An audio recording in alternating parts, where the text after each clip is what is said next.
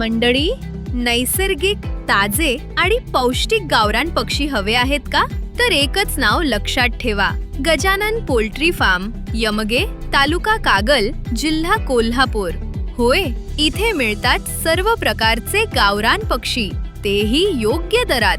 आमच्याकडे पक्ष्यांची उत्तम निगा, स्वच्छ वातावरण आणि गुणवत्तेची खात्री, घरगुती वापरासाठी असो व व्यावसायिक विक्रीसाठी.